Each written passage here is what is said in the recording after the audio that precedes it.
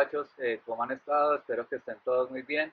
Como ven, hoy estamos aquí en medio de un paisaje hermosísimo en la naturaleza para hacer algo de entrada diferente en nuestro curso con este primer encuentro y este primer escenario que les propongo, que es el que he nombrado Génesis.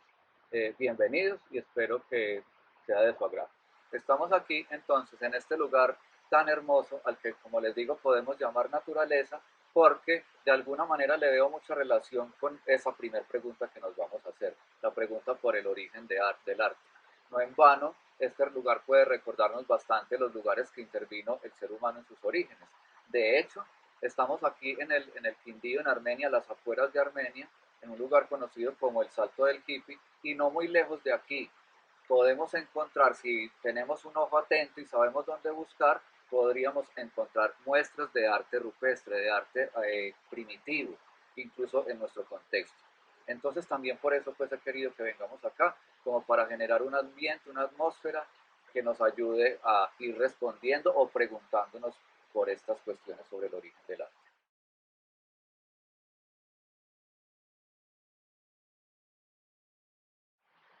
Antes de hacernos nuestras preguntas, creo que debemos devolvernos un poco en la historia de la humanidad.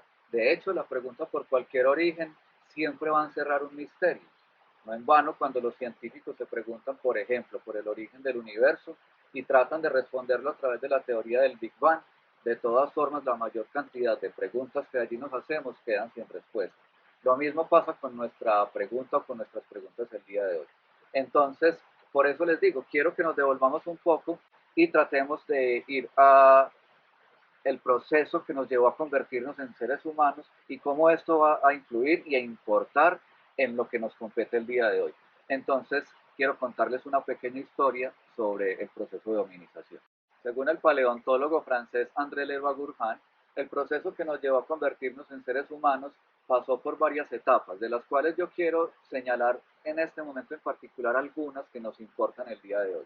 Primero que todo, eh, pasamos de caminar en cuatro patas, como lo hacían o como lo hacen casi todos los mamíferos del planeta, a levantarnos, ¿cierto? A caminar sobre nuestras dos patas traseras. Este gesto que parece tan sencillo, tan elemental, tiene muchas implicaciones a la hora de responder en parte lo que nos estamos preguntando. Cuando el ser humano se levanta sobre sus patas traseras, este gesto propicia varios cambios en su anatomía y en su comportamiento.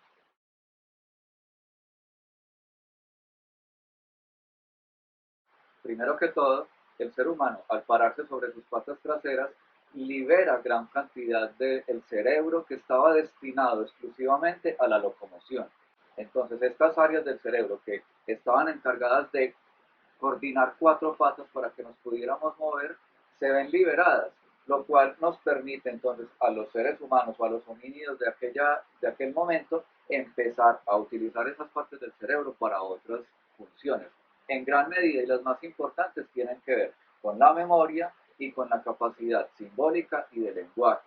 Lo otro que va a pasar es que se liberan nuestros miembros delanteros, a los que hoy en día llamamos manos, ¿cierto? Entonces, cuando se liberan estos miembros delanteros, vamos a empezar a tener esta capacidad, la capacidad de coger objetos y de tomarlos de manera fina, ¿cierto?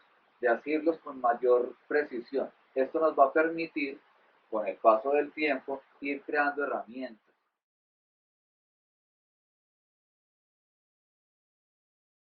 Vamos a empezar entonces de esa manera, un proceso que se origina con el simple cambio de mentalidad en el ser humano al ver una piedra y dejar de ver una piedra más en el universo o en el mundo y de dejar de ver desorden para empezar a ver un objeto que le puede servir para algo, ¿cierto? Este es el origen de las herramientas y aunque todavía no las hemos manipulado, no las hemos alterado, ya empezamos a hacer cosas con ellas que antes no habíamos empezado a hacer.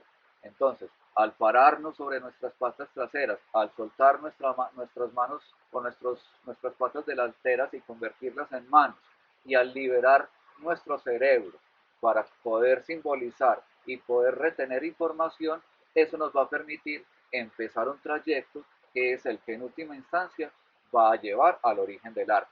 Pero antes de eso van a pasar muchas cosas y va a pasar mucho tiempo.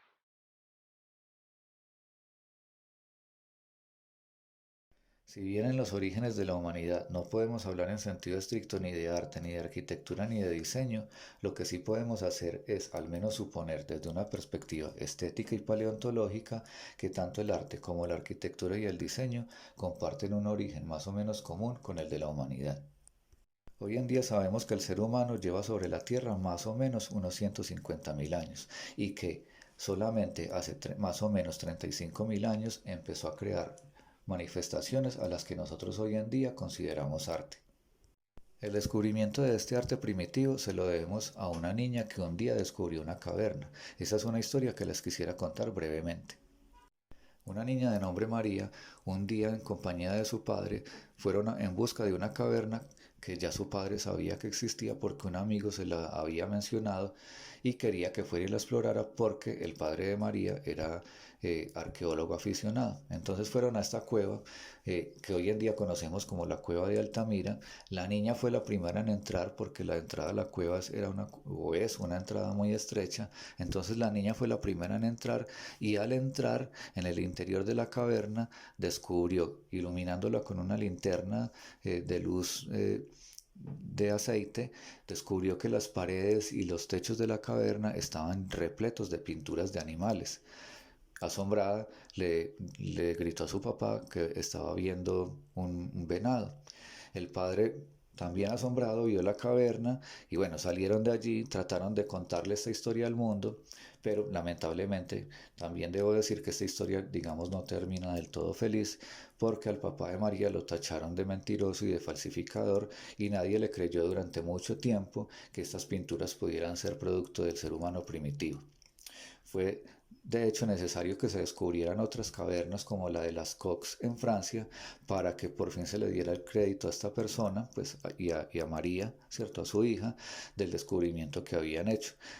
Después de eso, hemos descubierto que el ser humano a lo largo y ancho del mundo ha hecho este tipo o hizo este tipo de manifestaciones a las que nombramos como arte rupestre o arte primitivo, lo cual reafirma pues la idea entonces que les vengo diciendo de que el ser humano viene haciendo arte desde hace mucho y muy poco también a la vez, ¿cierto? Como les digo, más o menos 35.000 años y que se da en todos los lugares del mundo, que no es una manifestación, digamos, exclusiva de unos territorios o de un territorio como el europeo. Asimismo, podemos también hallar pequeños gestos o rastros que nos permitan anticipar o prever lo que posteriormente van a ser estas formas a las que nosotros también hoy en día llamamos arquitectura y diseño. Cuando un ser humano primitivo iba caminando en sus recorridos habituales, digamos, por la naturaleza, y en vez de ver lo que siempre veía, que digámoslo así, era desorden, y ver rocas tiradas en el paisaje, en vez de ver esto, ve una roca y se plantea para sí mismo que esa roca le puede servir, por ejemplo, para romper una fruta y podérsela comer de manera más fácil, en ese momento se va a dar un gesto que va a dar origen, así sea de manera muy lenta y muy progresiva, a lo que hoy entendemos como diseño. Obviamente, allí todavía no hay una manipulación material de la piedra, solamente hay un entendimiento de lo que la piedra le puede o para lo que la piedra le puede servir. Y aún así, ya esto va a ser suficiente para que desde esta perspectiva que les estoy proponiendo podamos plantear que allí hay un germen, una semilla del origen del diseño. Y de la misma forma podremos hablar de la arquitectura. Cuando el ser humano, en esos mismos recorridos habituales por la naturaleza, ve un hueco en una montaña o una caverna, y en lugar de ver un hueco más en una montaña o ver una caverna más, se plantea que ese lugar le puede servir como refugio y lo utiliza de esa manera, ¿cierto? Y cuando sigue caminando por el planeta y por la Tierra y en otros huecos y en otras cavernas es capaz de ver esta posibilidad y cuando incluso, debo decir todavía más, es capaz de transmitir esta idea a otros seres humanos, ahí estamos también ante el origen de lo que posteriormente vamos a entender como arquitectura. Entonces, cuando nos preguntamos cuándo empezó el ser humano a hacer arte, la respuesta corta es que empezó muy tarde. Como vengo diciéndoles, Aproximadamente 35.000 años antes de Cristo es que el ser humano empieza, al parecer, a crear arte. ¿Qué pasó? ¿Qué cambió? ¿Qué se dio en la historia y en el ser humano para que de repente y aparentemente de la nada el ser humano empezara a crear imágenes, a reproducirlas, incluso a hacerlas de manera frenética y cada vez más acelerada? Una primera respuesta, tal vez un poco evidente, o por lo menos eso les pareció en un principio a las personas, puede decir que el ser humano empezó a crear estas imágenes para representar el mundo que tenía alrededor. Entonces empezó el ser humano a elaborar estas imágenes y a llenar el mundo de imágenes para representar lo que tenía alrededor. Esa fue la primera respuesta a la que llegamos y lo que creímos al comparar su trabajo con el nuestro. Pero en la medida en la que hemos ido conociendo más sobre ellos y sobre lo que hacían, nos hemos ido dando cuenta que en realidad sus imágenes no buscaban representar el mundo que los rodeaba. Cuando se observa con un poco más de detenimiento el trabajo de los hombres y de las mujeres de la prehistoria, nos damos cuenta que ante todo se representaban animales. Cuando nos damos cuenta de que lo que primordialmente pintaba el ser humano en aquel entonces eran animales, la segunda teoría que surge para responder por qué y qué pintaban, es decir, que lo que pintaban eran los animales que se comían los seres humanos, aquellos animales que cazaban. Pero, ¿será esta la respuesta o será que también ahí estaríamos equivocados?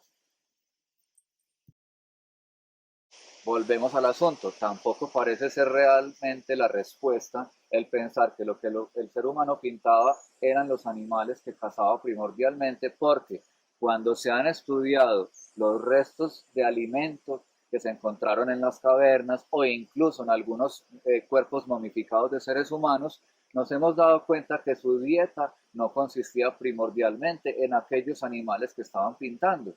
Entonces, ¿por qué los pintaban? ¿De qué se trata todo esto? Si no era el pintar el mundo que los rodeaba, ni tampoco se trataba de pintar el animal que estoy cazando y del que me estoy alimentando y buscar pintarlo como se creyó en algún momento para favorecer la cacería, entonces, ¿qué es lo que está pasando acá? ¿Por qué razón el ser humano empezó a crear estas imágenes del mundo o de aparentemente estos animales? ¿Será que nos estamos haciendo la pregunta equivocada? ¿Será que la pregunta no es por los temas que el ser humano representaba, sino que la pregunta es cómo es que el ser humano, sin antes haber hecho nunca una imagen, sin conocer nada sobre arte, sin tener el más mínimo referente, llega a la construcción de estas imágenes?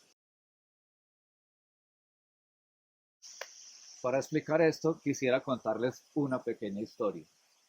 Resulta que hace muchos años a un sultán lo invitaron a un castillo europeo y en ese castillo había un cuadro con la representación de un caballo.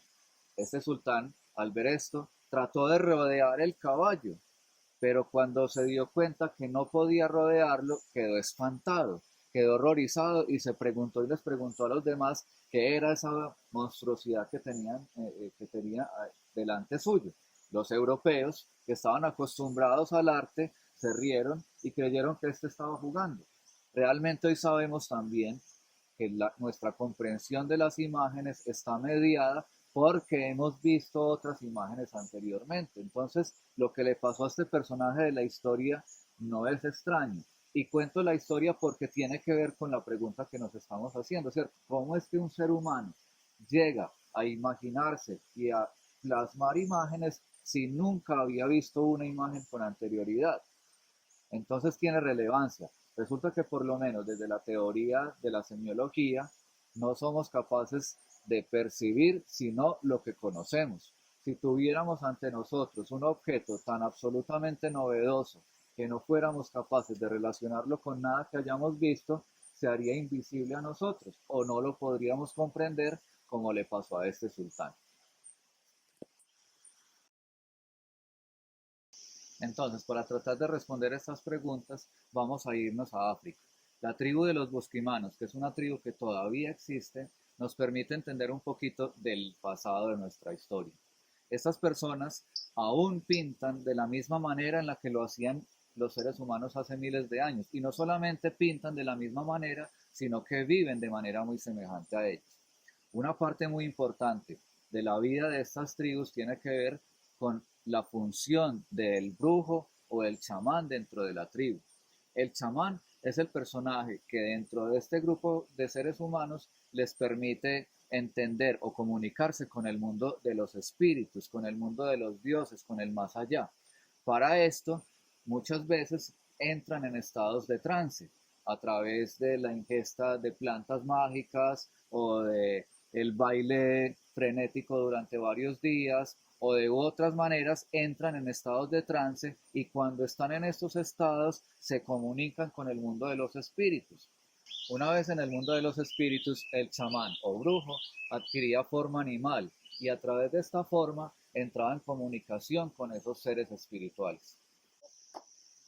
Al entrar en este estado de trance, entonces, el chamán de alguna manera moría y este estado de muerte le permitía a él curar a las personas enfermas o traer prosperidad para la tribu.